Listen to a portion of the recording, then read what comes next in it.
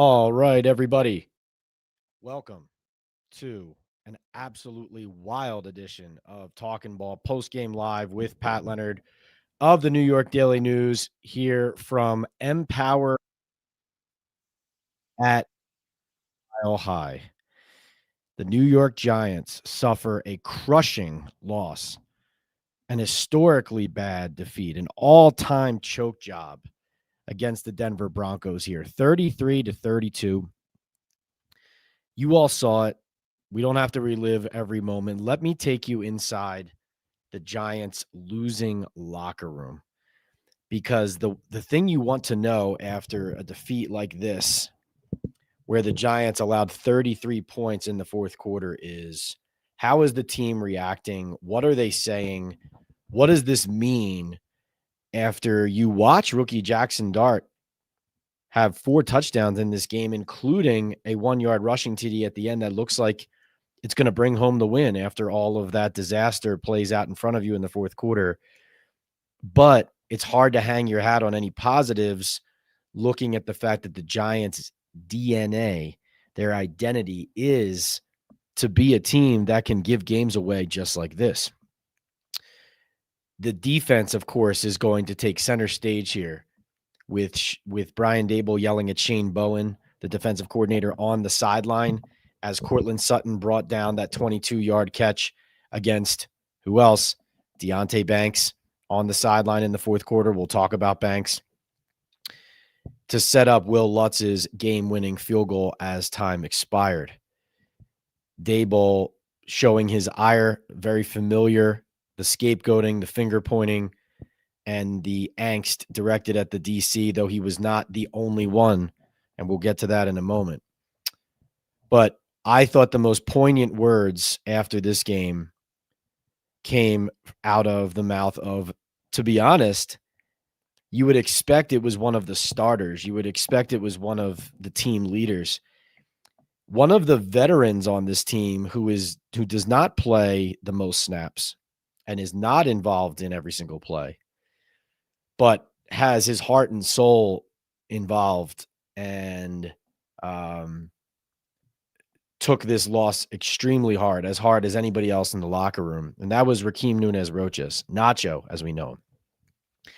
And I'm going to read you 3 quotes from Nacho about this game and about this team, because I think these were the most direct and honest comments we heard out of the game. And everybody was honest after the game, but I thought he really hit the nail on the head. So when we walked into the locker room, let me set the scene. We got into the locker room quicker than we usually do. In fact, because the end of the game was so crazy, I had to finish my running story for the Daily News, get it in. By the time I get downstairs, Brian Daboll had already done his press conference. Now, some of my colleagues did a good job and asked all the right questions. But we get into the locker room quickly, and so a lot of the players either are about to shower or just finishing showering or not dressed at all, and they're still processing it. They're still talking. So they were very early in the stages of, unpacking what had happened to them. And Brian Burns was the only one in his full uniform still. He was slouched back in his locker, and he was crying, tears streaming down his face, sobbing.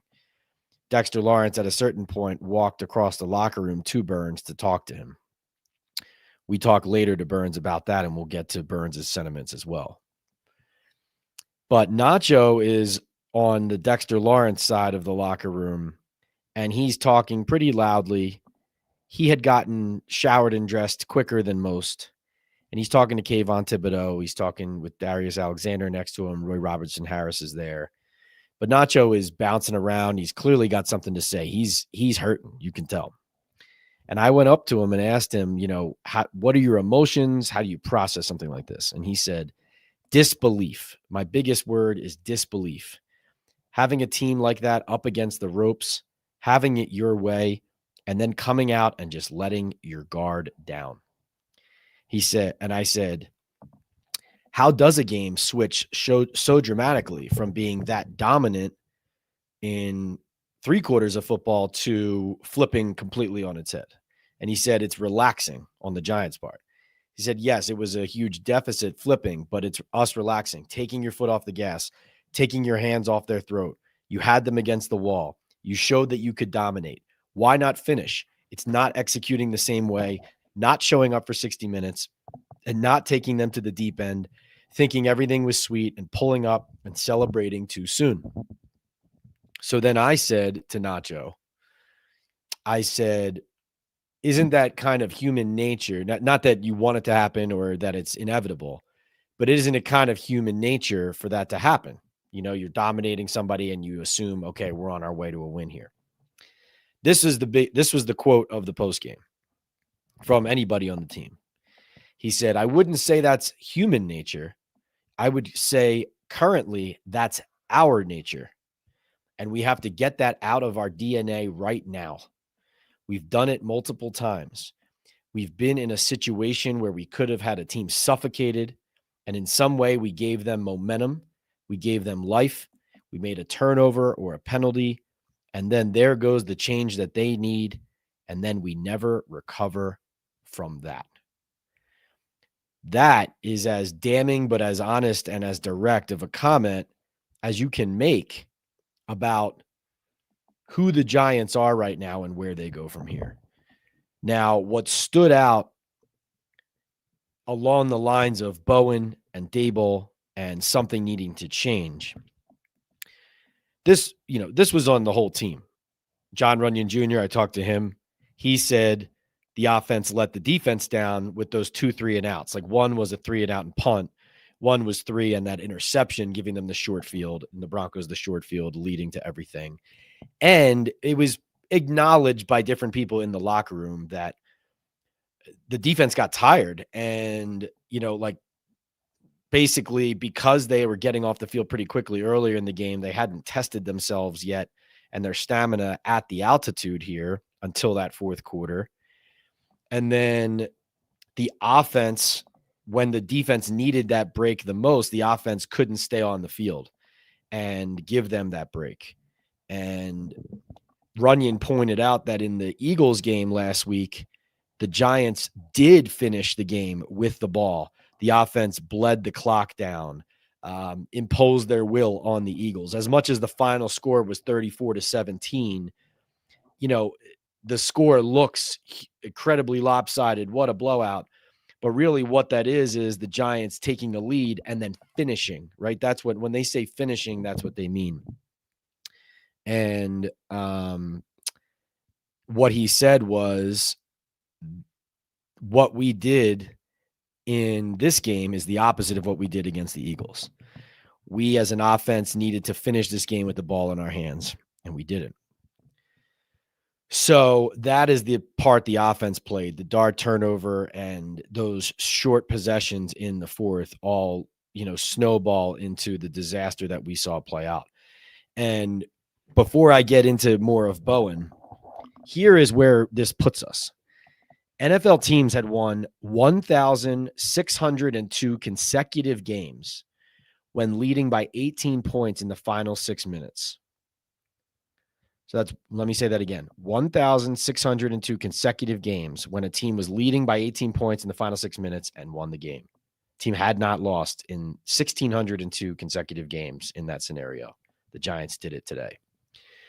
The Broncos scored all 33 points in the fourth quarter. It is the most fourth quarter points scored by a team that had been shut out in the first 3 quarters. Ever. Had never happened. In fact, this was, of course, eerily similar in some ways at the end to the Dallas Cowboys loss for the Giants in week 2, in terms of them feeling like they had to win late and they gave it up. And, Nacho, again, with a great quote on that. He's asked, like, you ever seen, or is this worse than, some other losses like the Dallas loss? And he said, the answer to that question. You haven't even seen a game like this since you've been in New York. Most people haven't seen a game like this anywhere. In my mind, not a coincidence that Denver scored all 33 of their points the second that Paulson Adebo went out of the game and Deonte Banks went into the game. Let me say that again. Denver had 0 points when Deonte Banks entered the game, and they finished the game with 33 points. Now, I privately poked around, on the phone, talked to some people with the Giants. The feeling is that although he was picked on at times, and I did talk to Banks, and he admitted there was 1 or 2 points where he was picked on, that it was a team-wide execution issue. But in my opinion, not a coincidence. So, that again, first round pick of Joe Shane's. And you saw that last play to Cortland Sutton, obviously kind of the nail in the coffin there with Banks and coverage. But let me get back to Shane Bowen, because we are definitely on Shane Bowen firing watch at the moment. I've said this since May, June, July, earlier than that. This has always been heading towards, if the Giants were in hot water and it was time to point your finger at somebody, that it was going to be Shane Bowen. Now, Brian Daboll and Joe Shane have gotten away with pointing their fingers at a lot of people. And so maybe it continues. I think you listen to that quote from Nunez Roches, you listen to comments about people about the Giants' identity, you see that this is ingrained in them. And you hear Brian Daboll say after the game that he's like, yeah, there's not much to say to the team after a loss like this in the locker room. There's plenty to say to a team after a loss. Like, give them answers in the game to finish it. Coach it situationally. Figure out ways to manage your offense and defense to close it out. That's what your job is as the head coach. It's not pointing all your fingers all at one coordinator or one play call. So I think everything obviously always needs to fall on Brian Daboll, whether it's credit or blame, and on Joe Shane, credit or blame. I've always said that. But really interesting moment in processing the end of the game. Shane Bowen and the Giants defense, they come back on the field. They have that lead in the final minute. And the first completion to Marvin Mims Jr. is over the middle of the field. And if you look at the play, if you look at the coverage, it looks a lot like the key play where they surrendered that killer completion to the Dallas Cowboys in that eventual loss in week 2. Now, if you look at the play, you can already see it on the next gen and on the game film. It's really not so much the coverage that lets the Giants down there as much as it is Tyler Nubin drops into that zone, that area of the field, and then doesn't play the ball, overruns it, and then there's a window open for the Knicks completion to Marvin Mims Jr. So, and Brian Burns did eventually say, hey, it's the players executing. It's not the coaches. He said, I know people are going to blame Daboll for this, not the coaches. But I will say this, Burns and Lawrence both were asked about the coverage on that play. And that was, the play call was rushing 3 and dropping 8, which is what the Giants did in that killer completion, in that killer situation against the Cowboys, and it didn't work out. Now, Daboll said it was a different coverage because they were running man in this one versus zone in the Cowboys one. But it was clear from the postgame that the Giants defensive players were not happy about that play call, specifically Burns and Lawrence. James Palmer of The Athletic posted a video of Brian Burns walking off the field, and it's hard to exactly make out everything he's saying. But it sounds like he says something along the lines of, teams like the Bengals lose like that or something like that. It's hard to say exactly what he's saying, but something along those lines of like bad teams lose games like this. But you hear him say dropping 8 or drop 8, like yelling about dropping 8. And when Dexter Lawrence was asked what he thought of that play and whether he would have liked to see more pressure or a different kind of pass rush, he paused for 5 seconds and stared down the reporter. But it was tense. It was a tense moment but it felt more like Lawrence trying not to say the wrong thing. And eventually he said, I'll leave that to the coaches. And Burns was asked that.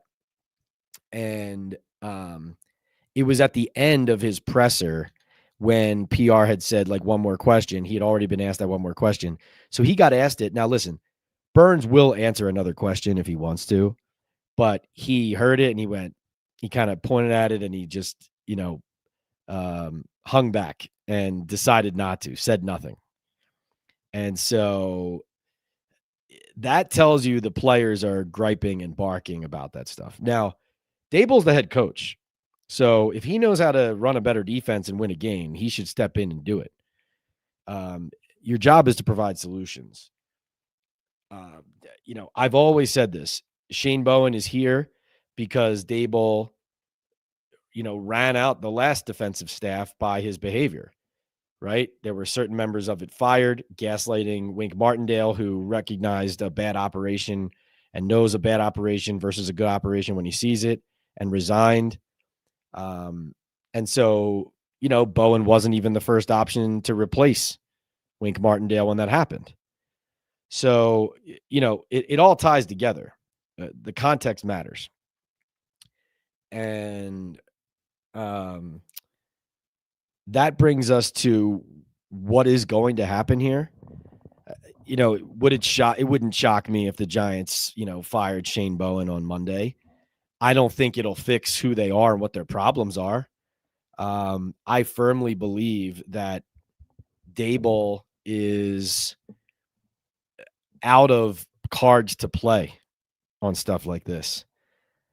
Now, Daboll is, it's his advantage that he decided to play Dart, and Dart looks the way he does. The kid's a gamer. You have to like him. You got to love him. I mean, a good silver lining of this game is you play against the vaunted Denver Broncos defense. Dart still ends up with 4 touchdowns. The Giants controlled most of the game. He's tough. He's gritty. He guts it out, as we've seen now. Nearly had 3 wins in 4 games here, as the Denver Broncos finally send out their quote sheets. Wow, man, did that take forever.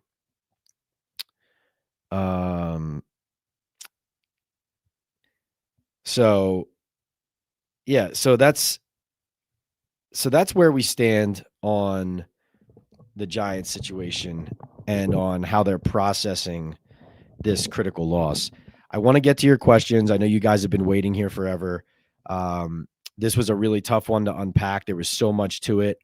There was so much to the end of the game that I wanted to make sure that we were delivering our daily news readers the best analysis of what I watched on the field and more importantly, what I heard in the locker room and where it spins forward. Because if you're listening to this on Monday morning, it's possible they already have a new defensive coordinator. Now, I will say, who are you hiring if you fire him at DC? I mean, internally, it's not like there's an obvious replacement.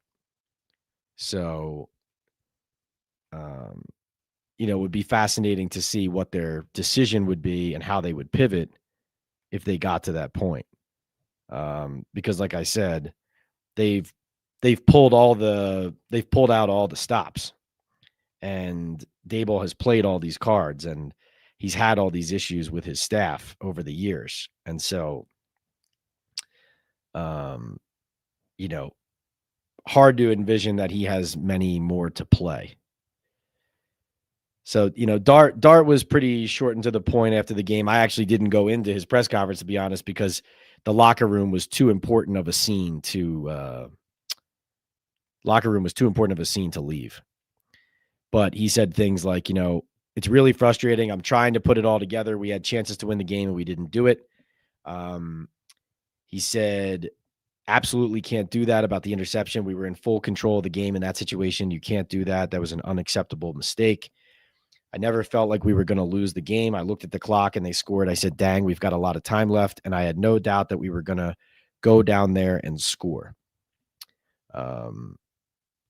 So he said, it sucks. I hate losing. It's just a bad feeling. So reminder, everybody, That's a lot of the scene that I saw in the locker room. Not all of it, though. I'm excited to share more. This is Talking Ball Postgame Live with Pat Leonard. I'm the New York Daily News NFL columnist and Giants beat writer. Here to share with you all the ins and outs and updates from inside the Giants locker room from this crushing 33-32 loss that drops the Giants to 2-5. Going back now to the East Coast to South Philadelphia for a rematch with the Eagles, who they just beat in Week 6 in East Rutherford. Reminder to you guys, we are brought to you by MyBookie, Hooks, Rubs, and Spices, Boom Chaga, Mushroom, Super Drink, and Sal Loretta for men. We'll scroll their codes, their special codes down there on the bottom, the discount codes. Please use those. MyBookie, the code is Leonard. Boom Chaga, it's Talkin' Ball 25. Hooks, Rubs, and Spices, it's just Talkin' Ball. 20% off now at Hooks, Rubs, and Spices. We had a great episode the other night with Jared, the founder and a diehard Giants fan, who I know is in here tonight. And also Sal Loretta for men, luxury menswear and tailoring. Make sure that you tell them Pat Leonard sent you. Guys, last reminder, we're going to get into all your questions, and then hopefully everything I do from here on out is just going to be answering you guys in the queue, because I really want to reward you for sticking with me through it. The reminder is purchase a super chat or super sticker, and your comment or question will be elevated to the top of the queue here on Talkin' Ball Postgame Live. So we have Joey B. Comedy in the queue for $10. We have Lane in the queue for $5. The queue gets long, right? We're not going to do this forever. So if you want to make sure your comment or question is answered, pop it into the chat as a super chat. Thank you so much for supporting me, but also please make sure, as I said, to support our sponsors. That means the world to me. That is what makes Talkin' Ball Live with Pat Leonard possible. All right, let's get to our first super chat. Joey B checks in, says, Pat, I don't know what to say or feel. So Joey B was in the crowd, actually, not far from where I was sitting in the press box. He says, why is Jude McTavish still our kicker and not Younghoe Koo or anyone else? This was an abysmal collapse. I'm sick to my stomach, man. I'm ready to relapse because of this team. Unreal. The McTavish kicker decision. Yeah, I mean, listen, they signed Younghoe Koo to the practice squad, have an opportunity to elevate a player like that for this game or to sign him to the active roster. They decided not to. These are ultimately roster decisions, right? So this goes way above Brian Daboll, and he's involved, obviously, but this is Joe Shane and the organization as a whole making these decisions together. And so, I think too often when the Giants lose under this regime, and they've lost a lot recently, right? The record is, let me make sure I get this right. The record is 3-16 in their last 19 games. So that's 1-11 to finish last year and 2-5 to start this year. And when they lose those games, and like I said, we've seen them lose a lot of games. They lose often because of what they do to themselves. And, listen, that happens in sports, right? Like usually when you have winners or losers, the winners make plays and impose their will, and the losers either don't make the plays or shoot themselves in the foot. But the Giants are just so good at getting in their own way. And sometimes, to your point, Joey, it's roster decisions before you even get to the game. It's not activating enough a backup kicker for your injured kicker. It's not having the right kicker on the roster. It's showing too much faith in a player who doesn't have it, right? The example of Banks still getting snaps and playing for this team, that's one example. And so, I think, Joey B, what you're hitting at is the issues that lead to some of these breakdowns are not all what happens on the sidelines in the game. And why didn't they activate Younghoe? I mean, I will say, when the limited amount that I've been able to watch him out there, like when he first got here, he was shanking some of his kickoffs. Although obviously I haven't been able to sit there and stand there and watch him kick field goals in practice. So, I can't tell you how he's been performing as a field goal kicker in practice. But either you need a better option, right? You need a better option.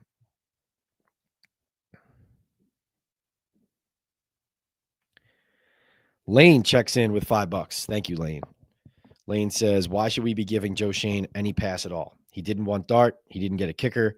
Awful Slayton contract. He's the main problem, 100%.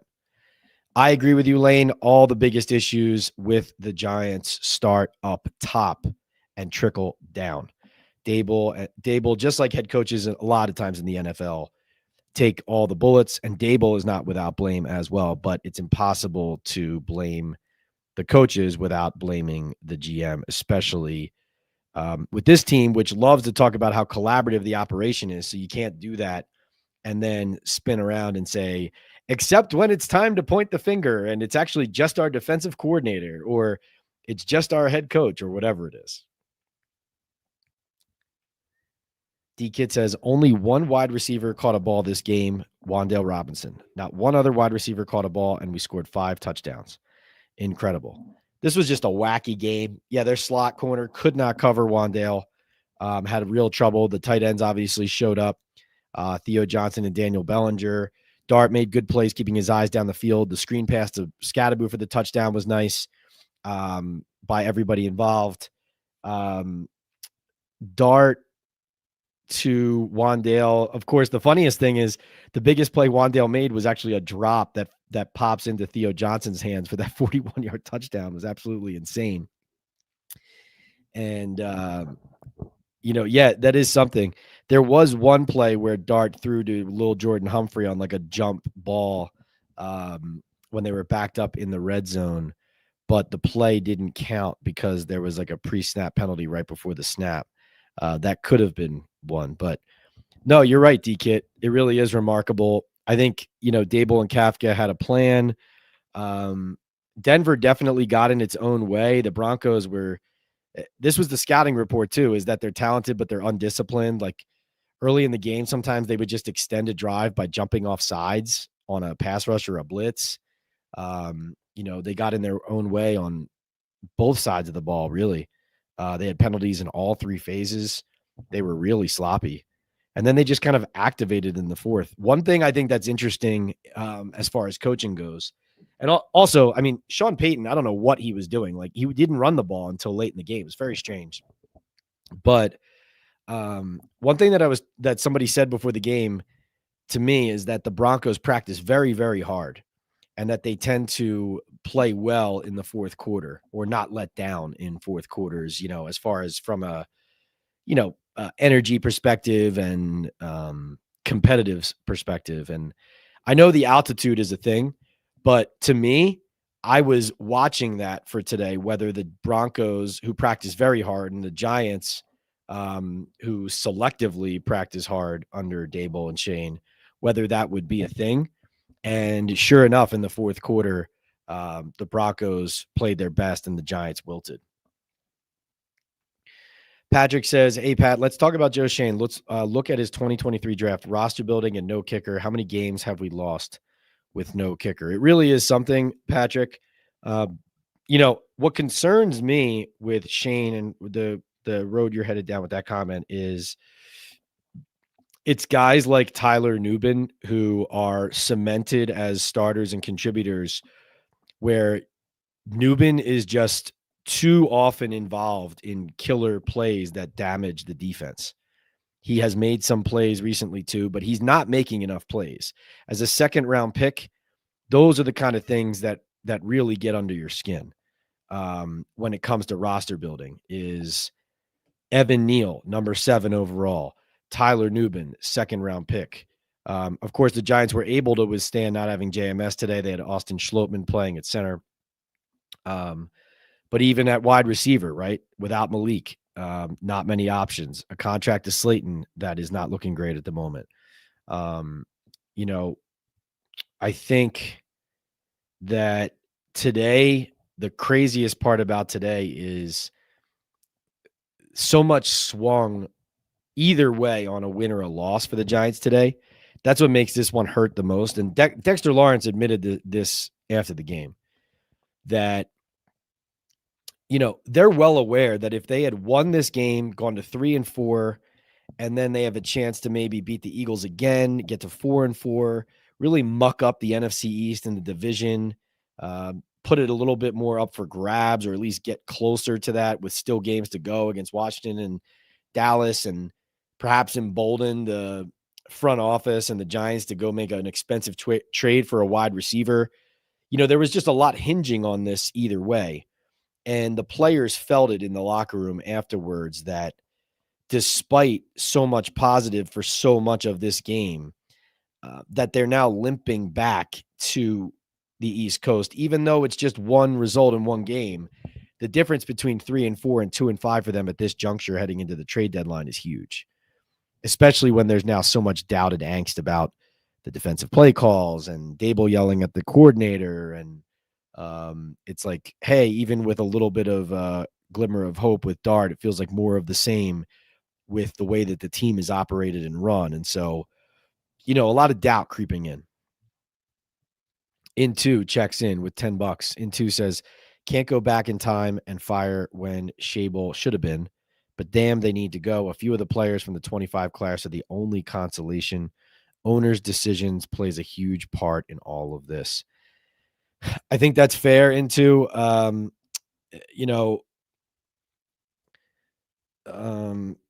the Giants, like Dexter Lawrence said something after the game. He said, we need to be making the gotta have it plays, the moment plays, the play when it's time for the game to be decided.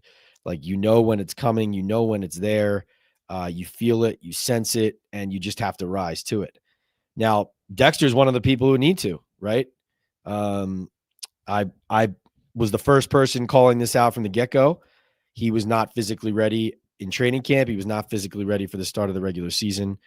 And you see in a game like this that even though the defense was playing well, I think Dexter ended up with, let me double check the game book, but I believe he had like a sack. No, one tackle and one pass defended. Let me check. He had, let's see. Yeah, Dexter Lawrence had one assisted tackle, one quarterback hit, and one pass defended in this game. And yeah, just not enough. But you need game-changing and game-wrecking players to do that. Now, Burns has been that for them. 2 more sacks in this game. Now leads the league with 9. And that's impressive. But he got banged up pretty bad in this game. He actually had a boot on his right foot walking out of the locker room. And so we'll see where that leads. He tends to play through stuff, come back from things. But that's been their best player on defense. Now he's banged up, so that's something to watch. And, I think we're at a very fragile, and these are all swinging doors moments for the teams these weeks here. And I saw one person, I think, emailed me a criticism about how my stories going into these games on Sunday for the Daily News, like Sunday morning, what they read is always about, like, they feel like I'm painting too grim of a picture about potential consequences if things go wrong.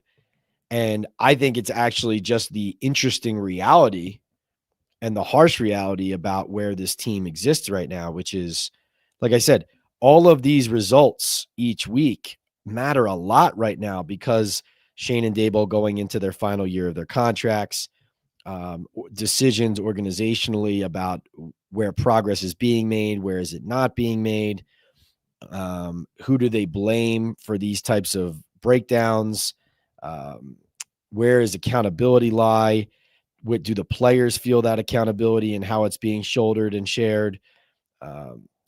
There's a lot going on that affects this team's future and this immediate future and next year each week with these results. That's why the Eagles result was such a, exhale for the Giants, and that's why this one is such a gut punch. And really, as much as the Giants are playing competitive and exciting football now, yeah, like Burns made a comment today that resonated with me because I asked him, "Have you ever been this emotional after a game?" He actually said yes. And he said, there was something about like there was too many swings at the end of this game. He said it was like up, down, up, down, up, down, up, down, so many swings. And that's how it feels a little bit week to week now too, with like the stakes that the Giants are facing as an organization, with the jobs of the GM and coach, the quarterback putting it on his back and being so tough and deliberate. There's just a lot riding on everything, and you can kind of feel that emotion. So that shows up in good ways and in bad ways. Bronx Boy says, Pasquale, were you around during the Antonio Pierce years? And if so, do you still have his phone number? Sneak it into Daboll's pocket. You kick ass, buddy. Bronx Boy, thank you. Interesting you bring Pierce up because I believe he's been in attendance at the Giants' last 2 home games, like, in the stands. Obviously a former player. He's been back for Giants games. It's not like a crazy that he comes back for Giants games, but I have noticed his presence around. I think you all probably saw Josina Anderson's video when Malik Neighbors was outside the locker room after that one game, and it was Odell Beckham Jr. and Antonio Pierce talking to him, outside the locker room and seemingly consoling him. That was, I think, the Kansas City Chiefs loss, maybe. So, it's interesting you bring Pierce up because now, listen, I'm not going to sit here and say that Antonio Pierce would fix the Giants defense, but the Giants don't have an obvious upgrade on their defensive staff. If they were to fire this defensive coordinator, and like I said, I don't think firing this defensive coordinator is the answer to all of the problems that Nacho outlined so well, as I described at the start with this operation. But if they were to fire Bowen, is Charlie Bullen stepping up, or is he going with Bullen, the edge rushers coach? Marquand Manuel, hard for me to see the coach of this disappointing secondary being elevated. That wouldn't make a lot of sense to me. And then, Andre Patterson didn't even get an interview as the potential replacement for Martindale when they basically interviewed everybody under the sun. So, bringing in Pierce feels like it would be a Daboll move, right? Doesn't it? Guy who's frankly like a hard ass. Somebody who would, put a charge into the Giants fan base, maybe into the Giants players a little bit. It would definitely probably create a bad cop situation, which you don't necessarily want for a locker room, especially when you're losing. But that's just batting around the potential option if you're actually going the route of firing Shane Bowen. Like I said, I don't think firing Bowen corrects the issues that the Giants have as a team. But given what we saw on the sideline today and this historic collapse by the Giants, you imagine somebody is going to pay for this. Somebody's going to pay for this. And astute observation there, Bronx Boy. Ash checks in with a super chat, says, is there any chance Bowen gets fired after this? I do think there is based on what I saw on the sideline. But like I said earlier, I also think internally everybody understands that, Daboll's pretty much on his last legs as far as how many chances he gets right now to get this right. Like pulling the cord on Russell Wilson and putting Jackson Dart in was Daboll's like last hope, last chance, last ditch effort. And so there's a part of me that wonders whether Daboll really is going to be even allowed to scapegoat another coordinator, or if this is just ride this out through thick and thin, man, And listen, I didn't even really address this, but remember, Daboll's still under investigation by the league and the union for his behavior on the sideline last week. And now here he is yelling at his defensive coordinator on the sideline. I don't think it's a good look. It's never been a good look, and it still isn't a good look.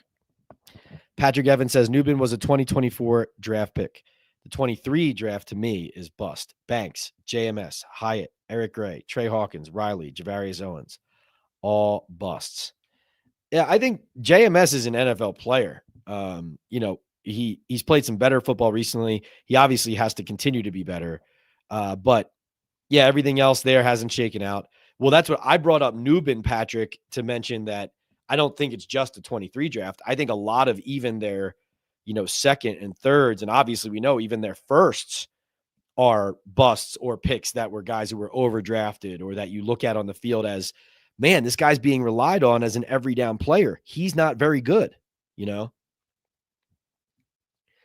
Steve says, Pat, why would Daboll or Kafka not just run the ball 3 times, force 3 timeouts, and make Denver go the length of the field instead of a dart interception? I actually got a text from somebody after the game that said, why does this guy have a rookie quarterback throwing the ball in that situation? Why not keep running the ball? So, Steve, you, just like a lot of coaches and people in the NFL, like you're thinking along the lines of other coaches and people in the NFL who just don't understand what they're watching. Thanks for all those super chats, guys. Again, remember, if you want to get your comment or question answered, super chat is the best way to do it. You will jump to the top of the queue. But I want to get to all the diehards here, so we'll try to run through it. Mike says, who is responsible for bringing the DC back? That would be Daboll and Shane. Yes. Yes.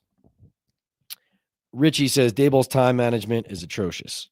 Richard says, what was the deal with the postgame show? Did Sean and Madeline where were they? Yeah, I don't know, because I was actually looking for the post game show to try and basically see Jackson Dart's press conference from afar, and I couldn't find it. I don't know. Delay of games hurt them. Yes, a lot of that today. A lot of delay of games from Dart. What was it? 2 or 3? Probably 3. Still dropped 32 points. If the defense made a stop, not give up 30 points in the fourth, we were having a different conversation. Play call on the interception was inexcusable by the Giants. Yep.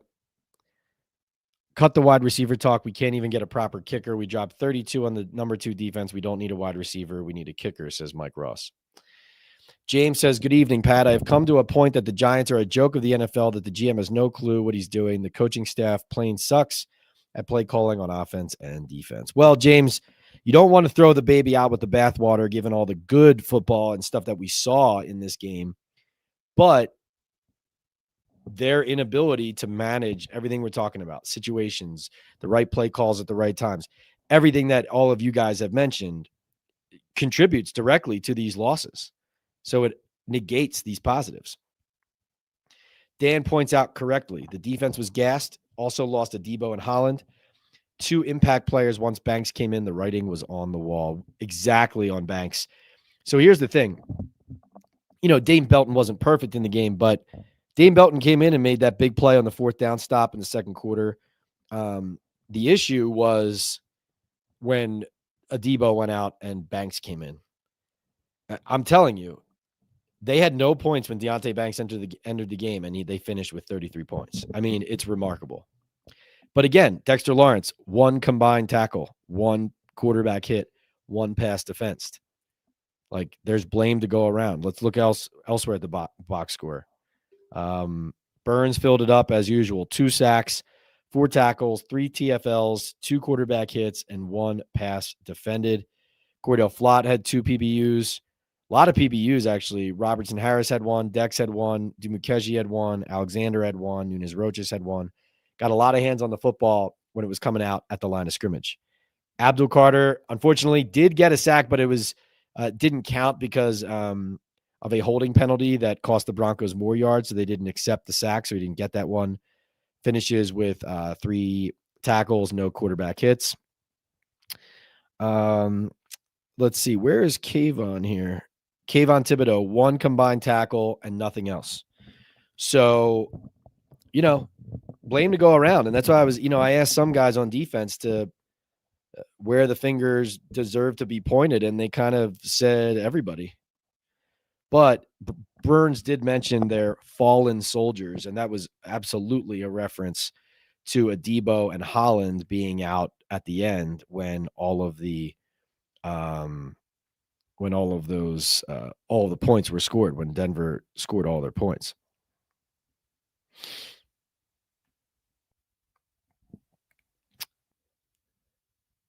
Mike says trade Banks and get something back for him. What could you get back for him, though? That's the thing. If a guy isn't a good player and is costing teams games, he doesn't provide value in trades.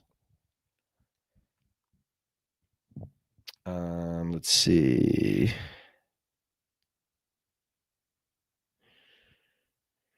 Mike says Tracy looks solid today. Well, listen, I think, in fairness, I think the one big play he had was a total bust by the Broncos safety there. But listen, he scores a touchdown, so he gets credit for it. But that was weird. I'd love to see him back it up.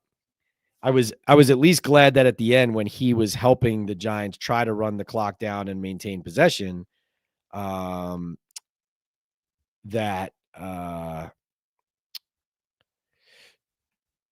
or what was I saying? Oh, that I was at least relieved. There were a couple plays when Tracy's carrying the ball late in the game where in previous games and times, like, he's had the ball ripped out and ball security's been an issue, and he at least held on to it at this point, at this junction.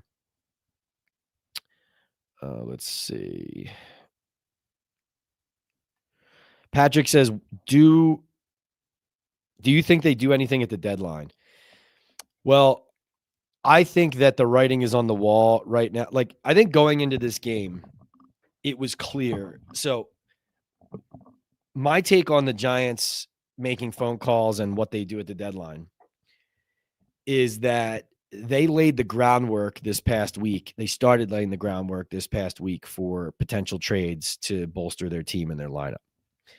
And there certainly are people in their building who are emboldened already coming off of that Eagles win to say, like, let's go get somebody. But to get the best players on the market, right? Chris Olave, in my mind, being the most likely. I know people have said Jalen Waddle. I still don't understand why Miami would trade him. But, if you're going to pay for one of the best receivers out there, you're going to pay some premium draft picks, some key draft picks. And I believe the Giants, as cooler heads prevail, they got closer to this game. It's kind of like, okay, let's watch this game and how it plays out and see if our team can back up our belief that we have something here this season before we go and mortgage something from the future. And I know the sense from the players in the locker room was the same that kind of I had coming out of this, which was, hey, listen, we saw a lot of positive here, but this result is killer because 2-5 and 3-4 are very different, especially on a day where the Eagles won, right? A tough win on the road in Minnesota. The Cowboys win. The Giants, instead of the Eagles losing and the Commanders winning, and then the Giants kind of clawing into the mix and it looking like a 4-team race, the swing today of Cowboys win to get to 3-3-1, the Eagles win to get to 5-2, the Commanders still ahead with 3 wins, and then the Giants still in last place, alone in last place, 2-5. Patrick, this is just my opinion. Not that the Giants aren't still going to make calls, but I think the realism should be setting in for them on what this season is for them still. And that's an unfortunate reality. And I think that was part of the disappointment. Like, I know there was a lot to Burns crying in his locker tonight, and it was everything. Like, he admitted, even getting hurt, coming back on the field, playing through it, but not being able to affect the result, watching the team lose, not being able to finish it. That was part of it. Recognizing what could have happened if they won the game was part of it versus what now happens if they lost. I just think this is a much different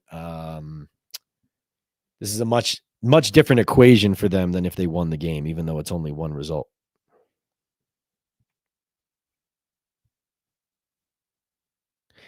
Richard says this is the most demoralizing loss since the fumble. Very well put there, Richard.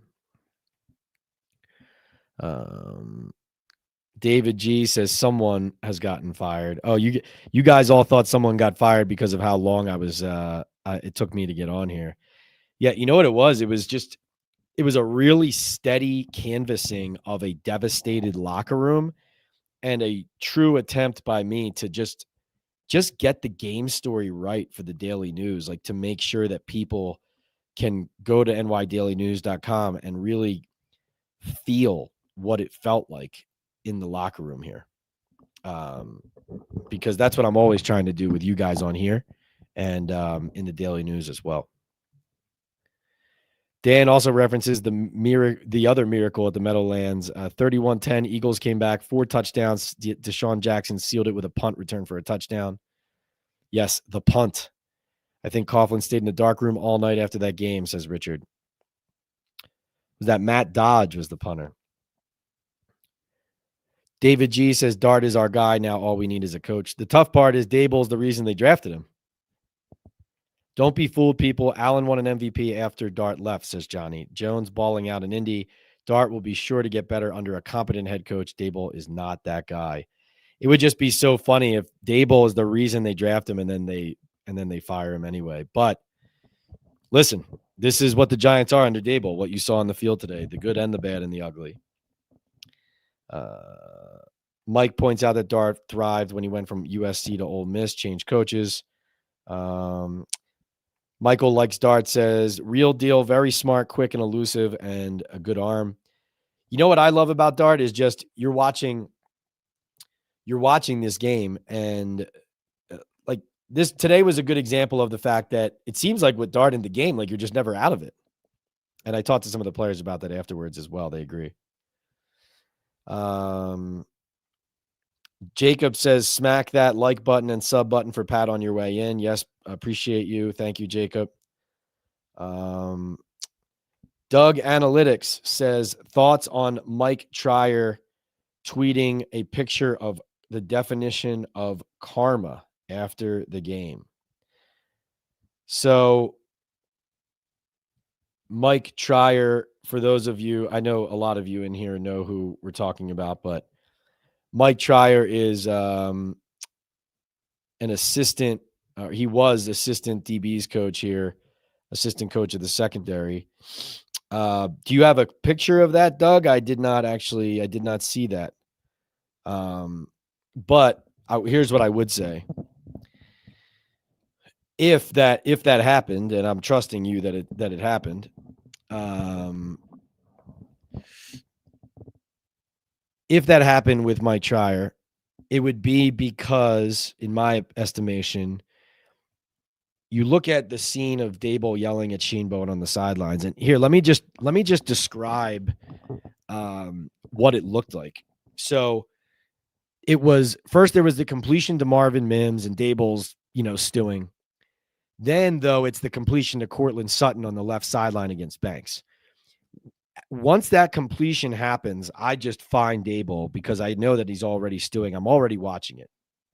And he is marching back and forth in front of Bowen, and he's like yelling over the headset, looking at him, kind of covering the microphone like this, putting his hand over the microphone, and he's yelling, and he's looking at Bowen as he's doing it. And then eventually he just moves the microphone up away from his mouth, and then he's just yelling at Bowen. And he kind of yelled him a little bit, turns around, yells back, this and that. And then Bowen starts to like sidle away and like distance himself a little bit, but try not to be obvious. And then even after the game, after Daboll shakes Sean Payton's hand and walks off, he and Bowen are walking away, and they're kind of near each other walking away. And Daboll's still talking to him, like spiritedly, still spirited conversation, talking to him. It was really something to see. But if Mike Trier tweeted about karma, maybe it would be that, Jerome Henderson and Mike Trier were some of the latest scapegoats at the end of last season because supposedly they didn't know how to coach defensive backs, or they were the reason for failings in the secondary. And you watch a game like this and you watch this collapse and you say, well, whose fault is it now? And that's the point, is kind of like, it's always somebody else. That's the thing. With the Giants, with Joe Schoen and Brian Daboll, when things go wrong, it's always somebody else's fault. I think that's where I would go with that. But I didn't see that tweet. I'm trusting Doug that happened. All right, let's see some super chats in the queue here. K Smart, love you and online Big Blue. You two are the only ones that make sense. Do the staff hate you when you come around, Joe and Daboll, to be exact? Key Smart, thank you so much for saying that, first of all. Secondly, no, I mean, we have professional relationships. I will say that, they have a job to do. I have a job to do. Like when they beat the Eagles last week, I'm writing about a big win over the Eagles and the way that they earned it and who gets credit for it, and Dart proving Daboll right, and the biggest win since 2022, and who else contributed that Joe Schoen drafted and Brian Daboll brought in, right? And so I always go back to that. I always go back to, like, listen, this team is 3-16 in its last 19 games. They are, what is it? 5 and my math's horrible right now. 5-19 in their last 24.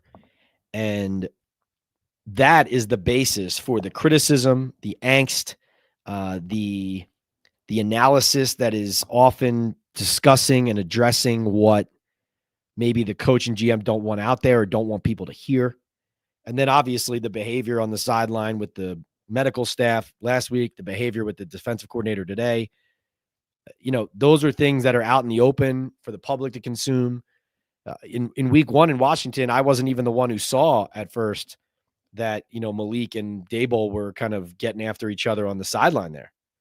Right. So I view it, Key Smart, as if the Giants are a good team and they're winning, then everybody smiles at each other a little bit more because there are nicer things being written, because the team is better, because you're performing and you're running a good operation. But I think the reality of that dynamic is, first of all, listen, it's not personal, but this regime and the Giants organization, like when things go wrong, a lot of good people end up losing their jobs and getting blamed. And sometimes they deserve to be fired or they deserve the accountability, but sometimes they don't deserve it, but they get it anyway. And then sometimes they're a part of the problem, but not the whole problem. And they're the only ones that get blamed. And I think it's very disingenuous for, I think Joe Schoen and Brian Daboll, even if they're responsible for some of those situations or a lot of those situations, I think they understand the stakes here, and they understand that it's a zero-sum game and that it's a business. And frankly, I think that's why Joe spends so much time managing the public narratives and working the national media and getting people on his side. And you watch some of these morning shows, like the second something slightly positive happens with the Giants, I mean, it's like a floodgates open of praise from all different corners of the national media who are just waiting to get a positive headline out about the Giants. That's fine, right? That's fine. But like I said, I think that they understand, the general manager and the coach, that it's not personal, Sonny. It's strictly business. So, are we hugging each other and jumping into each other's arms when we see each other in the hallway? Absolutely not. Obviously not. And certainly when you say you appreciate how I cover the team, certainly they appreciate others a little bit more than they appreciate me when it comes to the fact that I hold them accountable like this.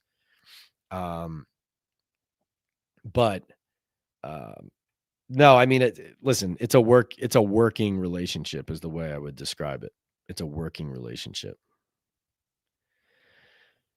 FYI, the Eagles, it looks like they opened as 7-point favorites, and then they quickly went to 8-point favorites in this game coming up. Patrick says, any news on the injured players? Burns, ankle, walking boot. Said it's precautionary, but, listen, we'll see. He plays through a lot, but we'll see. Jackson Dart, left ankle, obviously played through it. He's played through soreness before. Expect him to continue to play through it. Adebo and Holland, knee injuries, we'll see. You know, those are vets who have played through stuff and played through plenty of stuff so far. You know, wait and see on those. And then who else am I missing? All right, let's see. So this was why I guess you guys were still waiting for me. A2Z says, "Hey Pat, we're pissed. Let's vent." Ryan Novozinski, who is the absolute man, says Talking Ball is always a must listen, but it's especially a must listen after the Giants give up 33 points in the fourth. Hell yeah, Novo. Appreciate you. Second time this year that firings are needed, says Juan. Luann says, I didn't think those 2 points that were missed would hurt us. Damn shame. Into notices, whoa, Novo makes an appearance. Hooks, Rubs, and Spices says, hello, Pat and Chat. I'm back and packing orders. I'm still in shock, but then again, it is my Giants. Milan says, fire Daboll. Luann says, Bowen needs to go. He lost us the Dallas game. David agrees. Let's see. Aziki says, Bowen should be fired. Literally made the same mistake at this Dallas game. He didn't learn from mistakes. Into says, someone has a voodoo doll of Banks that prevents him from turning around. WB agrees it's Bowen. Jacob says, Pat, here's my thing. People blaming Jackson are wild. I get it. It was an interception in a horrible spot, but this game is on Shane Bowen and Jude McTavish. Pat, your thoughts? Well, I think it's all of the above there, Jacob, right? Like, certainly the defense collapsing, the missed kicks, the failed 2-point conversion at one point, all of those factors as well. Like I said earlier, John Runyon Jr., I thought, he took responsibility for the offense letting the defense down.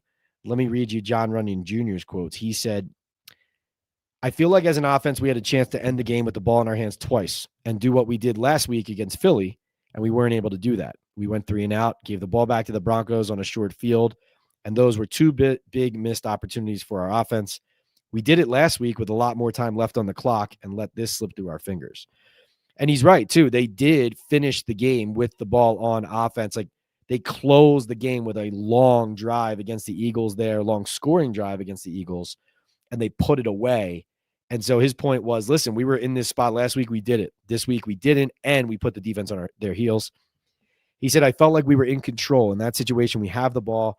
We have to finish that game with the ball in our hands, and we let our defense down. Put them back on the field going 3 and out twice. The guys were tired.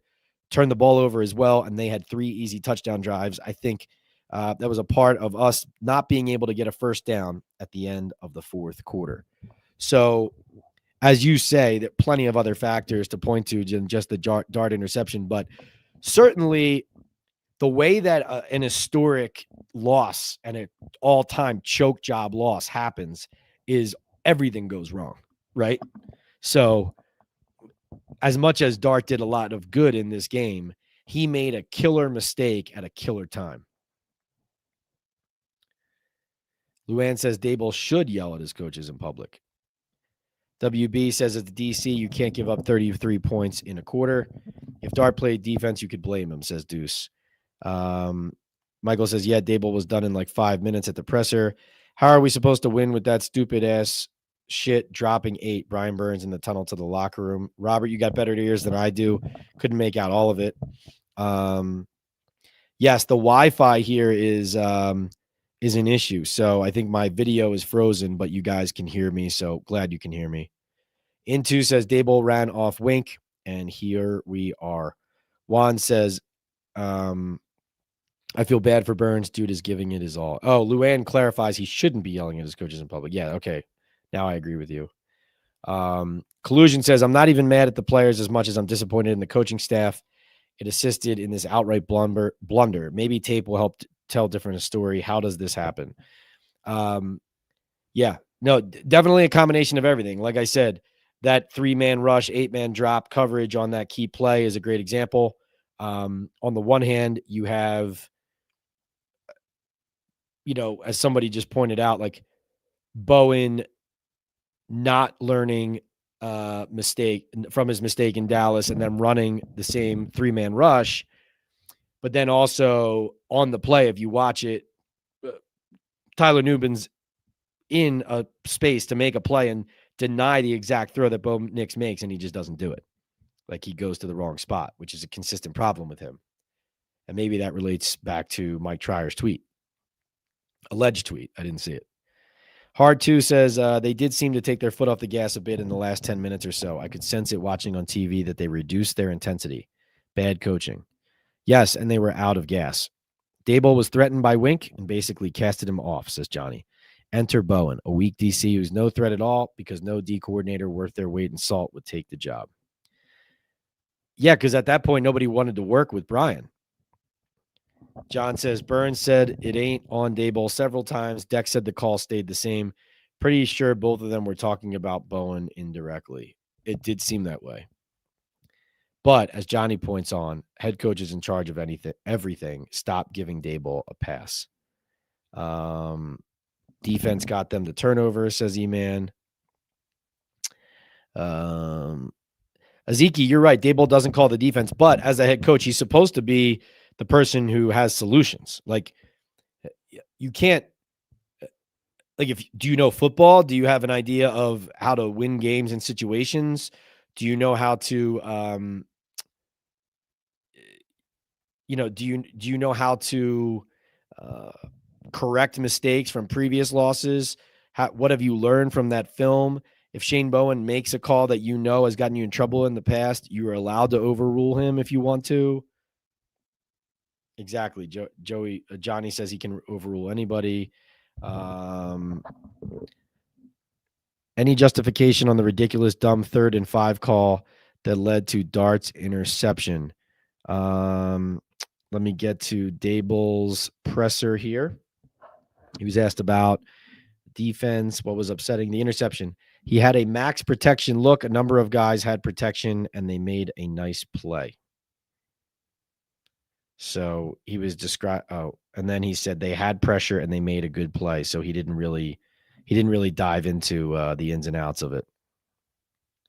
Shocker. They are record breakers. Yes, making history. I get it. You want to blame the head coach when his actual players say otherwise, says John. No, John, I'm not. I'm telling you what the players are saying, right? They definitely seem like they're pointing the finger more at Bowen than anything. But I'm saying that from my perspective, the head coach's job still is to coach the team to win the game, right? So your job is to make whatever the best call is, or to empower or not empower, to second guess if you hear something that you don't like, right? Like it, you don't lose a game like this and say like, oh, but the head coach had nothing to do with it. Like that doesn't make any sense. But I'm totally agreeing with you on what the feeling was coming out of the game about Bowen. But of course, aren't the players kind of taking the cue from Bowen as well, or from Daboll as well? Like Daboll's pointing his finger at him.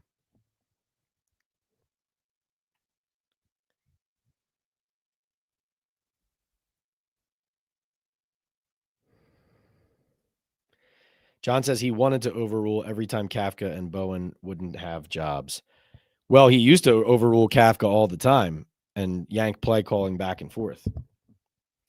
CJ Cool says, guys, unfortunately, the Giants defensive staff does not have anyone really qualified to take over as interim DC.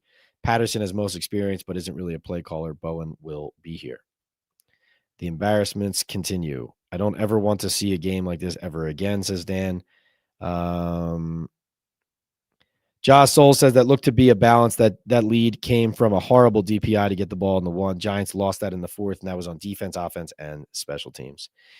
Yes, and to be honest, I mean, to talk about some breaks the Giants got there, that Wandale 4th and 19 looked like he was clearly short. The pass interference call against Riley Moss there on Bo Collins was insane. But again, sometimes you get breaks, sometimes you don't.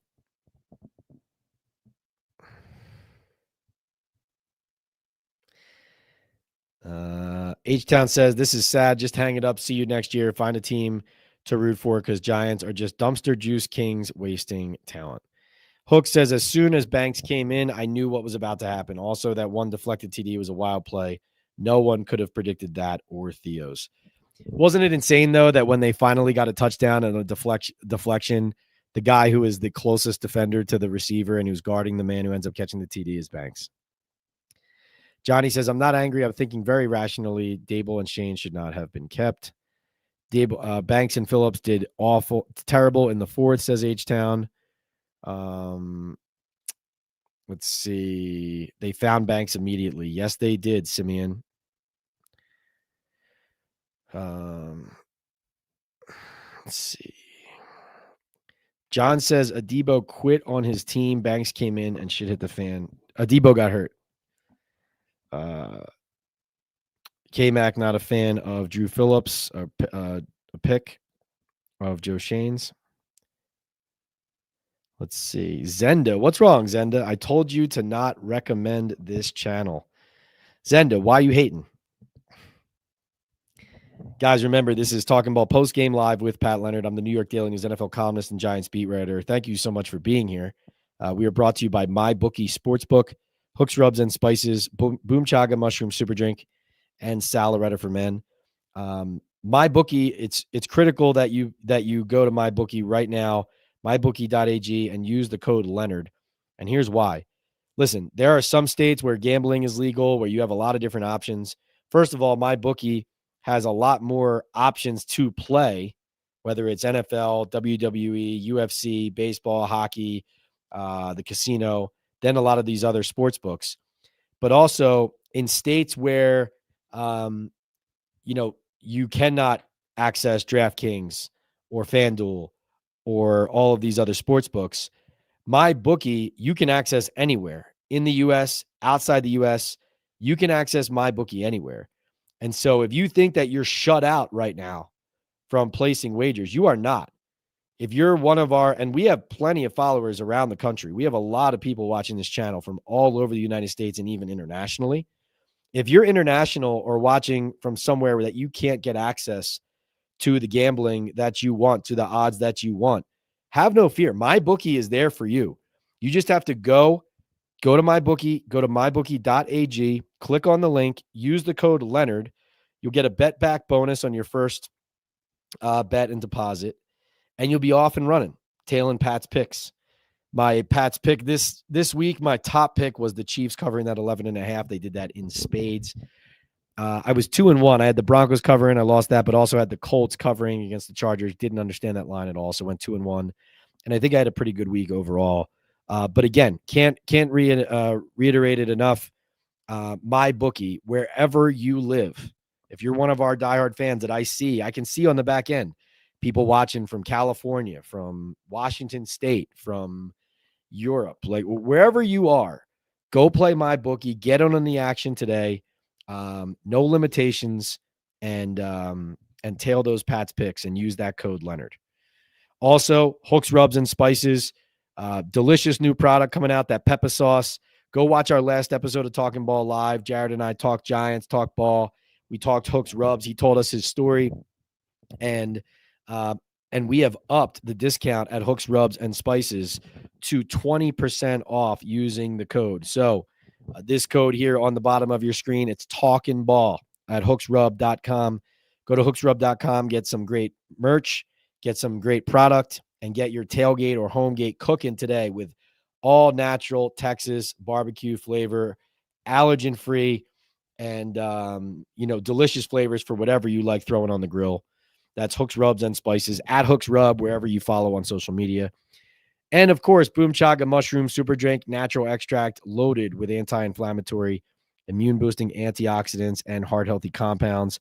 You can easily pour this natural liquid supplement into any of your favorite drinks. I put mine in my coffee every morning and immediately feel the difference. I personally feel a post-workout-like energy boost with Boom. Chaga also has the ability to lower cholesterol, reduce inflammation, and improve immune and heart health with its beta-glucans and antioxidants. Go to boomchaga.com today to place your first order and use the code TalkinBall25. And if you use that code TalkinBall25, you get 25% off your first order on the subscribe and save option. Boomchaga.com. They also have some great cold teas. So let's see. Wow, got some. Looks like John started going crazy over there. Our commenter John was spewing it. Guys, always remember in the chat here, all we ask for is respect. Disagreements are welcome, but you got to respect. Don't call names. Don't be nasty. D Kid says, I'm done with all of these guys. I've seen enough. I'm skipping through the queue as well right now. Guys, remember,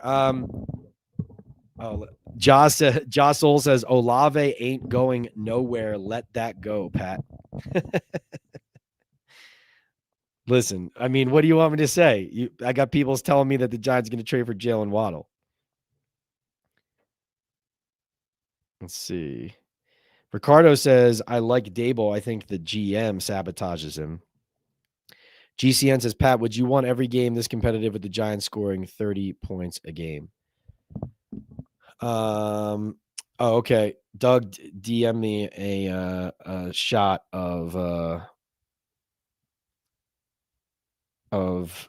Trier's alleged tweet. Let's see it.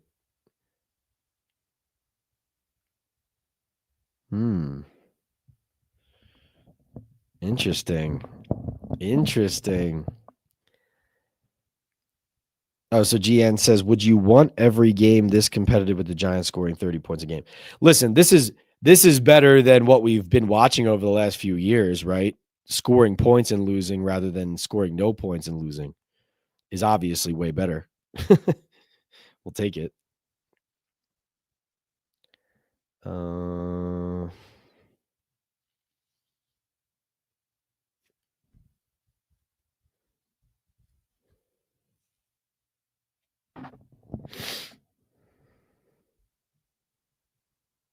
So let's see. H-Town looks like he got angry with me today. I don't know what that's about, though. You guys know why H-Town's upset? Ash says, Pat, I'm curious so far what your thoughts are on Dart. And do you think if they fire Daboll, it will mess up his development like Daniel Jones? That's a good question, Ash. Well, listen, I really like Jackson Dart. I think he keeps his eyes down the field. He makes plays. Listen, he's putting points on the board. He is resilient. Since I've covered the Giants, I haven't seen a quarterback who keeps third and longs alive and almost makes them feel favorable like Jackson does. That's the one thing I'm really impressed with him about is not everything's perfect, but when they have gotta have it downs, like on that 4th and 19, I have to admit, I wasn't too shocked by them getting it. Because that's what he's been doing, right? It's almost like a running joke at this point. It's like, 3rd and 17, Dart's going to throw something up down the sideline and someone will catch it, or Dart will scramble for 20, or that's what he's been doing.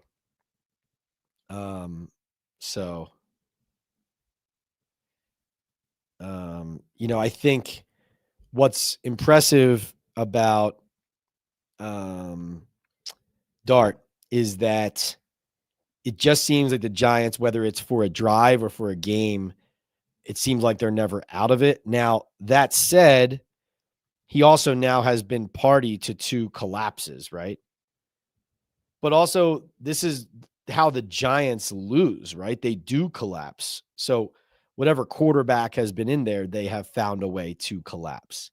It's not the defense, obviously today, you're not going to defend the defense today. But it's the team. It's the management of the team. It's the management of the game. It's not playing to complement both sides of the ball, right? So I like Jackson Dart. I think the arrow is pointing way up on him. Watching this game today, I do think he looked like the better quarterback today than Bo Nix. I just think that in the end, obviously, Nix has that huge 4th quarter, but it almost looked like the Denver Broncos game plan was to protect Bo Nix from himself for most of the game, whereas the Giants were using Jackson. So that was what encouraged me the most. I like Jackson. All right. Guys, a few more minutes here, so dump your super chats in if you really want something answered, and I'll get to as many or I'll get to all the super chats, and then we'll head out and wrap up because obviously got to get on. I'm on an early flight, a 6 a.m. flight out of here, so I got to get back to the hotel and get some sleep because I'm not going to get much shut eye before I get back on that plane. Hook says, "How's that altitude treating you, Pat? Safe travels." I have to admit, Hooks, I'm actually a little bit lightheaded out here.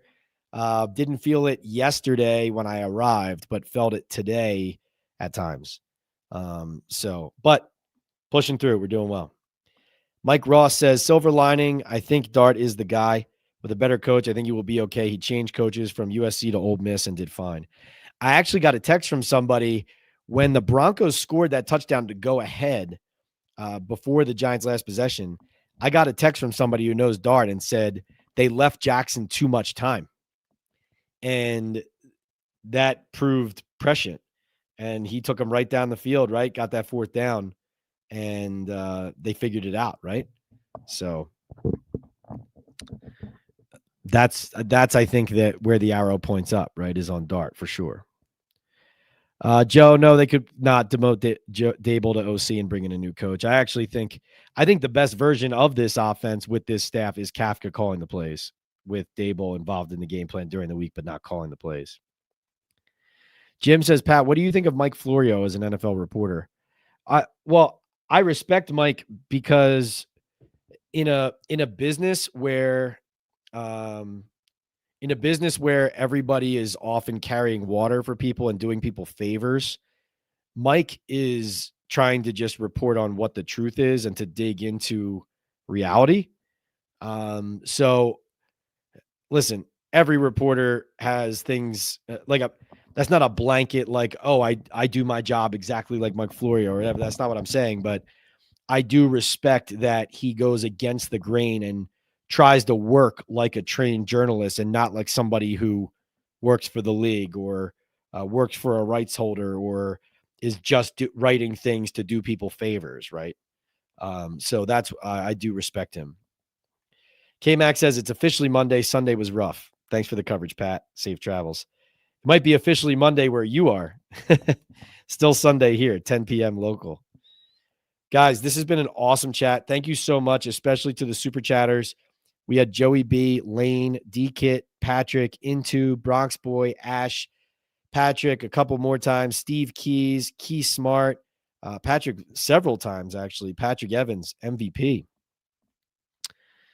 Guys, you're the best. Thanks for being patient. If you missed the start of our chat, you can go back and watch the beginning of this. It'll be posted on the YouTube channel, and you can listen and hear my breakdown of exactly what came through or what exactly did the locker room look like? What did it sound like? How were the players reacting? And there's more in my daily news story as well. Like Cordell Flott said, we just have to F and finish, man. That shit hurt. Burns said there's no way you should be able to lose a game like that. Raheem Nunez-Roches, like I said, I thought had the finger on the pulse of everything, saying it's not human nature, but it's our nature to take our foot off the gas and let something like this go. And it can't be. It's not acceptable. It's part of our DNA, and we have to get it out. Looks like we're about to close here with Mike says, "Thanks, safe travels." Simeon says, "Have a good night." So do Ash and Dan. Dan says, "Thank you for the stream and venting sessions." John says, "Apologies, Pat. Smartasses wanted to call me a clown.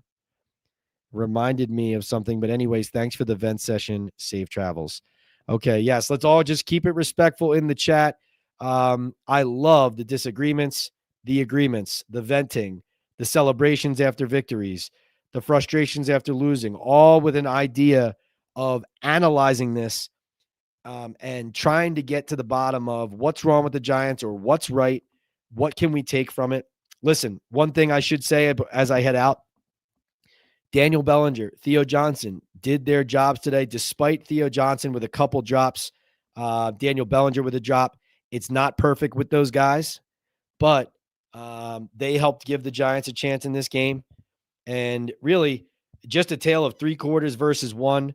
But of course, the embarrassment is the end result, which is a loss, a lot of head shaking, a lot of frustration, and potentially, as we said, a lot of finger pointing to go around.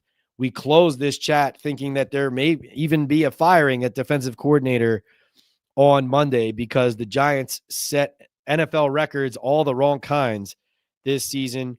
And of course, to close it out, NFL teams had won 1,602 consecutive games when leading by 18 points in the final 6 minutes. It now happens with the Giants here. The Broncos scored all 33 points in the fourth quarter, the most scored by a team ever that had been shut out in the first 3 quarters.